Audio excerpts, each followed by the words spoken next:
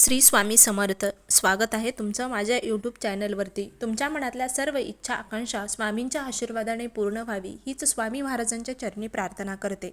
आणि व्हिडिओला सुरुवात करूया. व्हिडिओ कोठेही स्किप न करता शेवटपर्यंत व्हिडिओ नक्की बघा. 19 डिसेंबरला वर्षातली शेवटची अमावस्या आहे.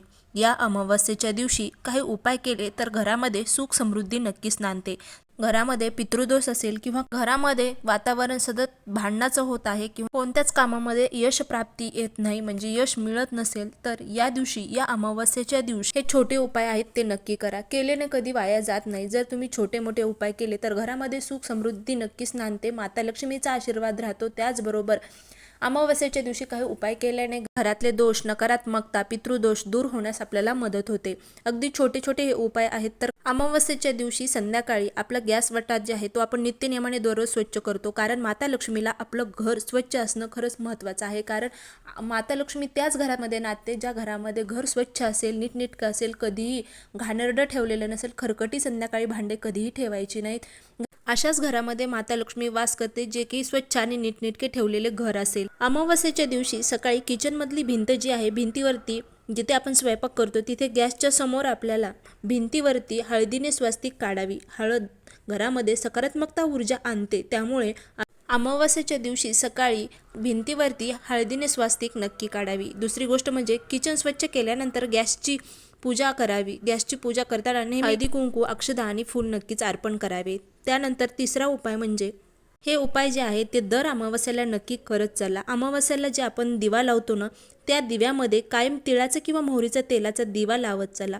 पूजा करताना अन्नपूर्ण देवीला स्मरण करावे. सकाळी किंवा संध्याकाळी ही पूजा करावी. अमावस्येच्या दिवशी घरातली जाळ्या, जळमट किंवा साफसफाई करण्यासाठी चांगला दिवस मानला जातो. म्हणून अमावस्येच्या दिवशी नक्की घरातली साफसफाई करावी. त्याचबरोबर देवघराची साफसफाई करावी. देवांना हळदीचं उटणं लावून देव स्वच्छ करावेत. अमावस्येच्या दिवशी घरातली साफसफाई करत असताना बंद पडलेले उपकरण जे आहेत ते घराबाहेर टाकून द्यावे किंवा दुरुस्त करून आणावेत. तसेच आडगळ्यातले जे निरुपयोगी सामान आहे ते बाहेर काढावे. तुमच्या अडकलेले जे कामं आहेत ते नक्की पूर्ण होण्यासाठी तुम्हाला मदत होईल. घरातली फरशी पुसताना पाण्यात थोडीशी हळद आणि मीठ टाकावे. यामुळे नकारात्मक ऊर्जा जी आहे बाहेर जाते आणि सकारात्मक ऊर्जा जी आहे ते घरामध्ये प्रवेश करते. त्याचबरोबर नित्यनेमाने घराचा मेन उंबरठा जो आहे तो स्वच्छ करावा. कारण आपल्या घराचा उंबरठा जो आहे तो नेहमी स्वच्छ असावा, तरच लक्ष्मी माता घरामध्ये प्रवेश करते. नित्यनेमाने उंबरठ्यावर हळदीचं पाणी शिंपडून स्वच्छ करावे. स्वस्तिक किंवा रांगोळी नक्की काढावी. त्याचबरोबर अमावस्याला आपल्या मेन उंबरठ्याची पूजा करून उंबरठ्याला हळदीचं लेपन नक्की लावावे. उंबरठ्यावरती हळदीचं लेपन लावल्यामुळे घरामध्ये सकारात्मक ऊर्जा येते. त्याचप्रमाणे दर गुरुवारी सुद्धा हळदीचं लेपन आपल्या मेन उंबरठ्यावरती नक्की लावावे. त्याचबरोबर पौर्णिमेला सुद्धा दर पौर्णिमेला मेन उंबरठ्यावरती हळदीचं लेपन लावावे आणि हळदीने स्वस्तिक काढून रांगोळी काढावी. तर अमावस्याला घरामध्ये दीप प्रज्वलन करावे. अमावस्येच्या दिवशी घरामध्ये धूप नक्की जाळावा.